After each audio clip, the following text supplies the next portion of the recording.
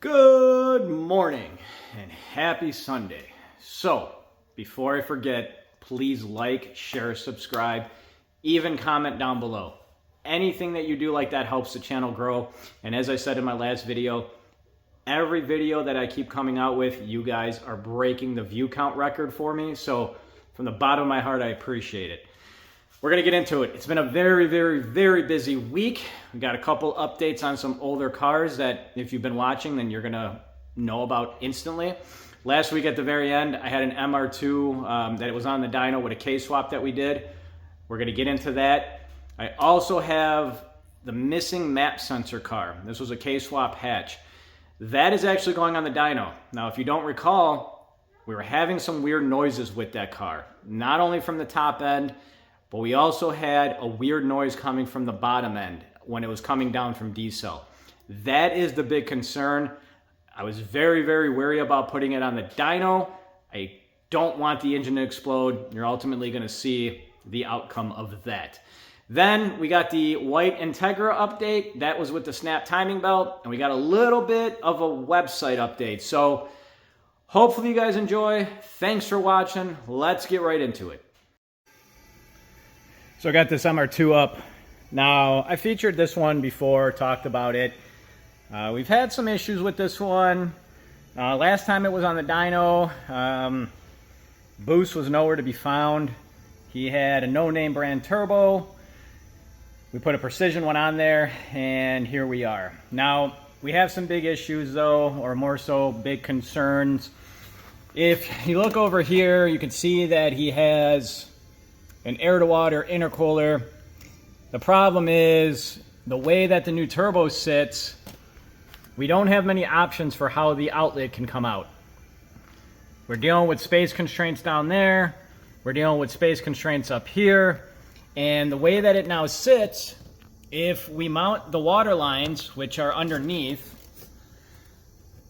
it's hard to see, they hit the shifter. So the problem more so is now that air-to-water intercooler is not doing anything. So the big concern right now is going to be the intake temps. Now, it's not necessarily hot outside right now, but it's going to get hot around the dyno area. Probably going to see 95, maybe 100 degree temps. And for the power we're shooting for, I forgot to also mention, I did mention my other videos before this car, it is a fully built block that we did. It is sleeved. So the block setup is good for 1,300 horsepower. Right now, during this whole build, plans did change for the customer. Ultimately, you know, and you might ask, well, why don't you spend more time doing the intercooler pipe and the water to air? He's switching his whole setup up. He's going to do a completely different setup. So really makes no sense to invest that much into it. The other thing too is the way that the exhaust is set up. It's very restrictive. So we got that going against us.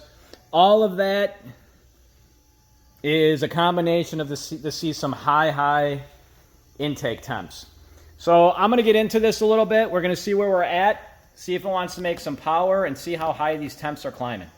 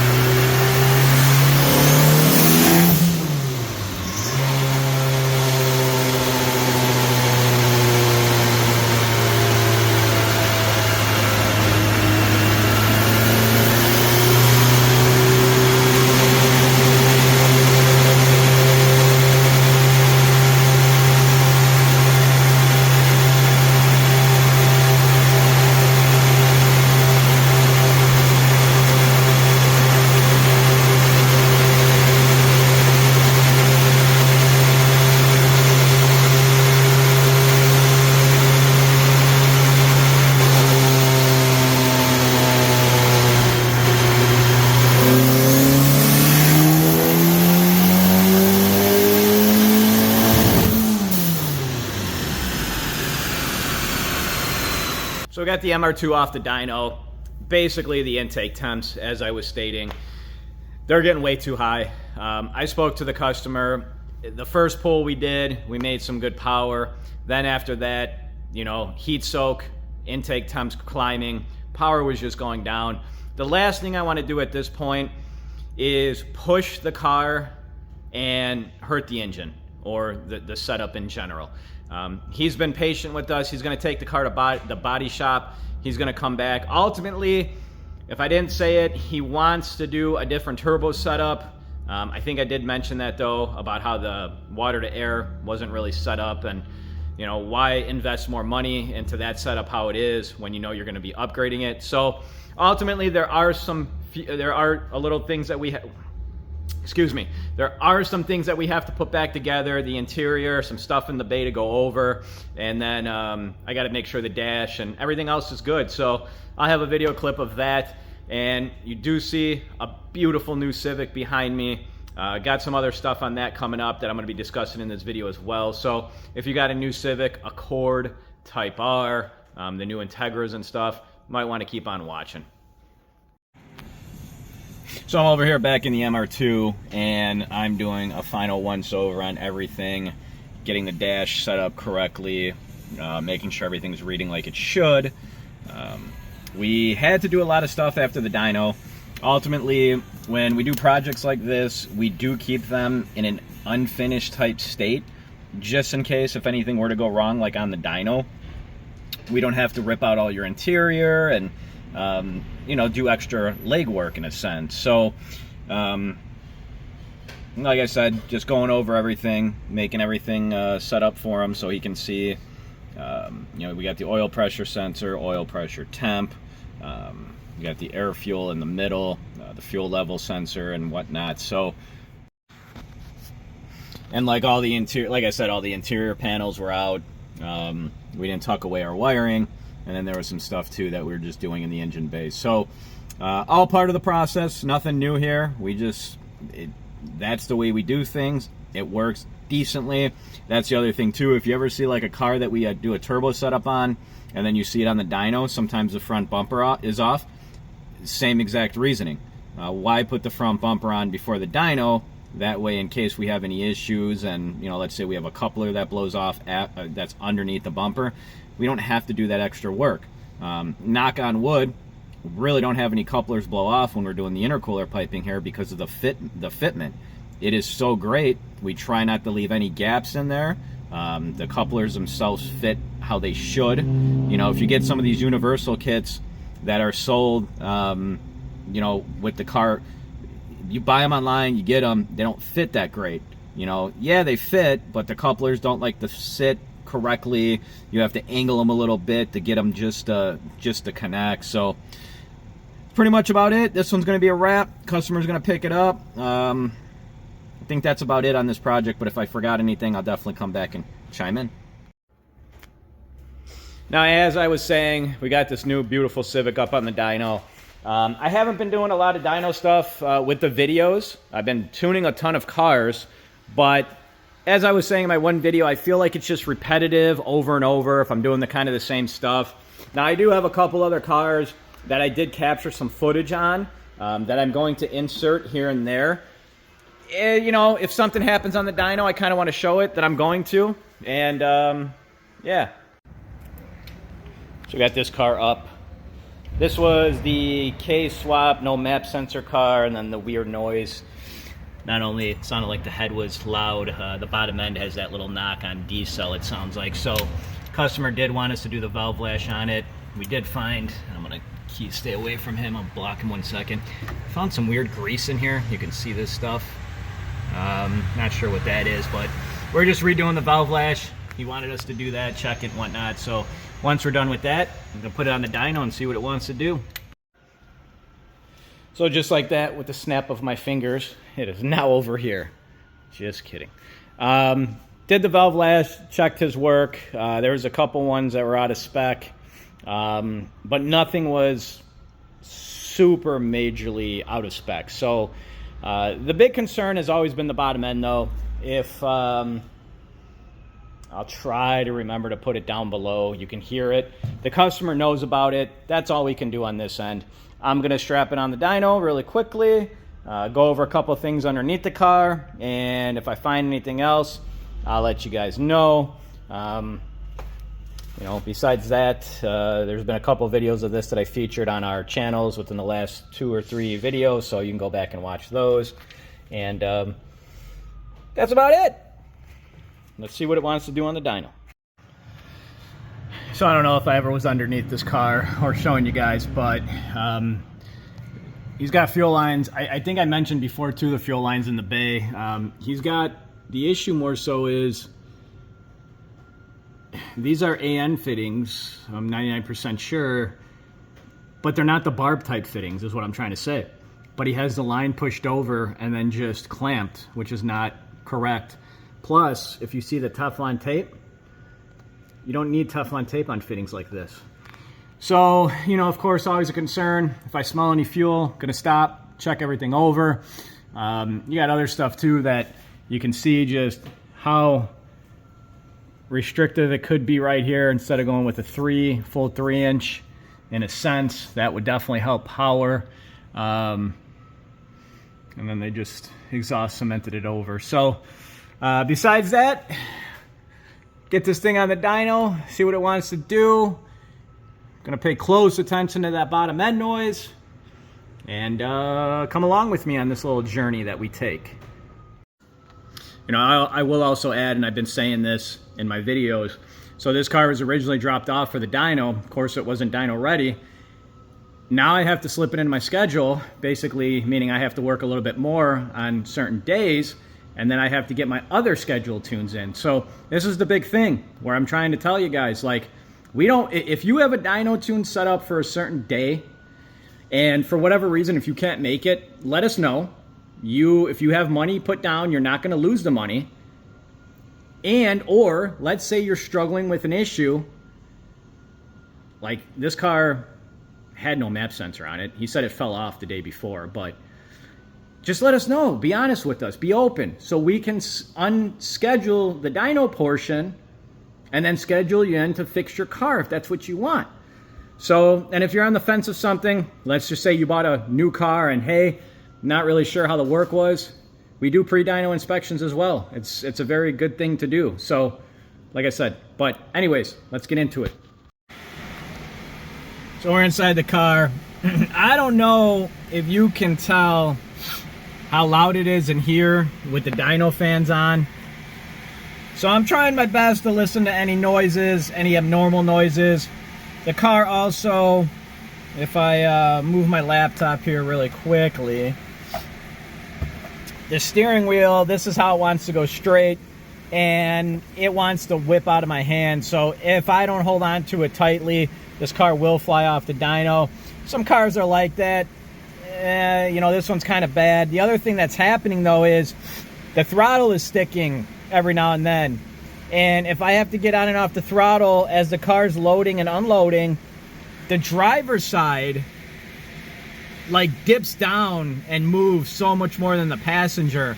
I'm gonna actually see if I can cover it on video and show you guys what I'm talking about. Let's see.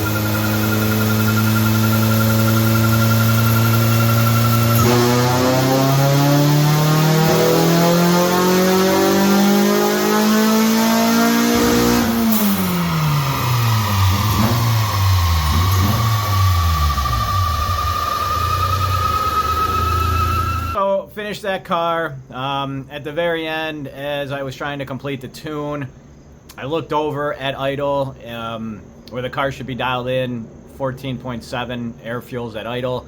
I looked over and the car was just running beyond lean. No changes made, nothing at all. So as I added more fuel at idle again, I go to get into it, partial throttle, same thing's happening. Car's super lean. So all the stuff I just did in the tune basically didn't mean anything. At this point, what I feel kind of has been going on or is going on is there's something going on inside the gas tank with the fuel pump.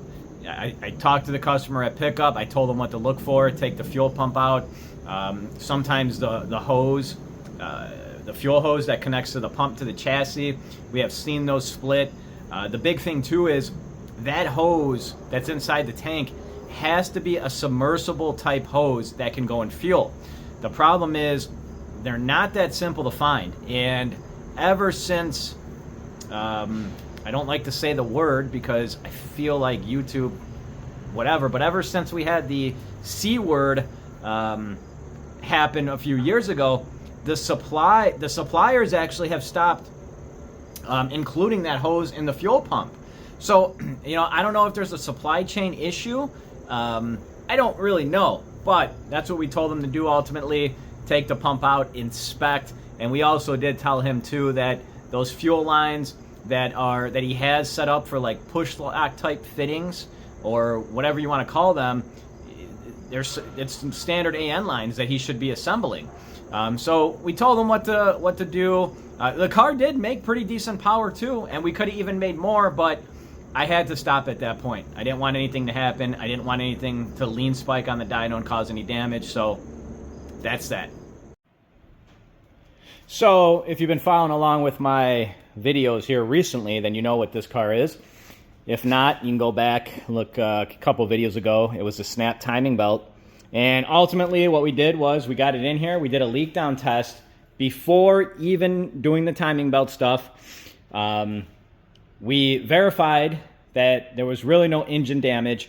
One cylinder was a little iffy, but we knew the car was sitting for 2 years. We felt that once we got it running again, that cylinder that was a little iffy with a little bit of leakage would come back alive in a sense. What I try to do with these videos here, not only now update you guys, but I try to teach a thing or two. I saw the other day on Facebook, another guy had the same similar issue, snap timing belt, and he had guys recommending him do a compression test. Well, if you think about it, you can't do a compression test until you put a new timing belt on. You can do a leak down test without having the timing belt on. Yes, you have to go slow and rotate the cams over slow. But the way that we did it and the judgment call that I made, we saved him a bunch of money not doing the engine swap. Now, let me go into this too. So I do these videos to help you guys out, to get your mind thinking. Now, you know, you snap a timing belt, maybe you got a friend, you could put it 2 and 2 together. Do a leak down test, see if the engine's healthy. That's how you would verify it. The other thing I want you guys to consider is how I run my shop. I know a lot of other shops, once they got this phone call or email from the customer, they would have right away said, hey, you just need a new engine. Why? Because a lot of shops put profit and money in their pocket over the actual customer. From day one of running this business, I treat every customer how I would want to be treated. We're super transparent, and I'm very happy to say with the money that we saved him, he invested it right back into the car to make the car that much more reliable, and it's a really clean car. So I'm happy with that. He can hopefully enjoy this thing for a long period of time again. And as I said, it's been 2 years where this thing was down. He didn't get to enjoy it. So happy to put a smile on his face and have it back in his hands. Okay, so I want to give a quick little update. As you can see, we got a Caprice up on the dyno next. And when it came in, looked underneath the hood, I was upset about a couple things, but I'm going to get into that a little bit later because that's a whole other story. What I did want to do and address was I saw the Integra owner walking up. I was able to go over there. As I try to do with every customer that shows up, I try to go over, try to thank you if I can. If I'm not wrapped up into something. If I am, you know, unfortunately, I can't sometimes leave what I'm doing. I thanked him. I said, you know, every customer here is part of the family. I let him know that. He's never been here before. He was ecstatic. He was super happy, very appreciative. and he also said that he loves the videos. So stuff like that makes me feel good. You know, it's nice to hear feedback. So I know he's watching this. Thank you. Like I said too, when I say like from the bottom of my heart, I truly mean it. You guys are what makes all of this. So we got that, and then also the MR2 picked up. The MR2, we loaded it up onto the trailer. Everything was good and set. Customer was also beyond happy. Car felt amazing. I took him for a little ride in it, and ultimately too, it's going to go to the body shop now. He's going to get this custom body kit molded on and all that stuff, and then ultimately we're hoping to see it back so we can make even more power. But you know, that's just part of it that I wanted to show. This car, like I said, there was some stuff underneath the hood I wasn't happy with. I did get some video. We're going to save that for another video. So, you know, I was bummed out by that.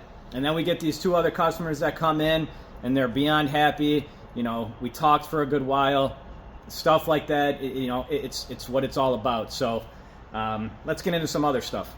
So I mentioned earlier in this video about the website stuff. Basically, I'm trying to get through this too without say hi to little Peaches. Gonna try to get through this without her interrupting, but as you can see, she definitely wants to be part of the video.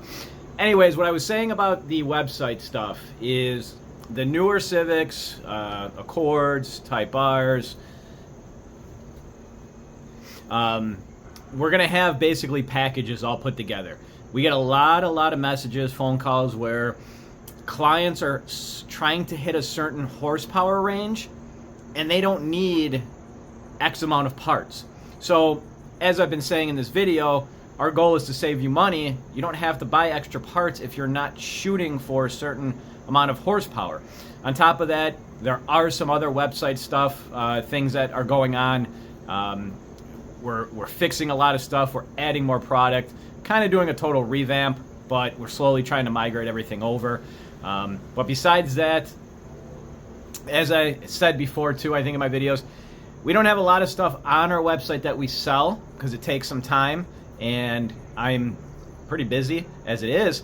But if you see something, or I'm sorry, if you don't see something, trying to keep her distracted here. If you are looking for a product and you don't see it on our website, just shoot us a message, email, and as she is going to try to knock the tripod over, we'll get it added on the website and we'll link you. And you can even text us now too. As I said, if you're new to watching these videos, 708-599-5884. Text us stuff like that. We're here to help you guys out. That's ultimately my end goal and everybody's end goal here. So let's get on to some more footage.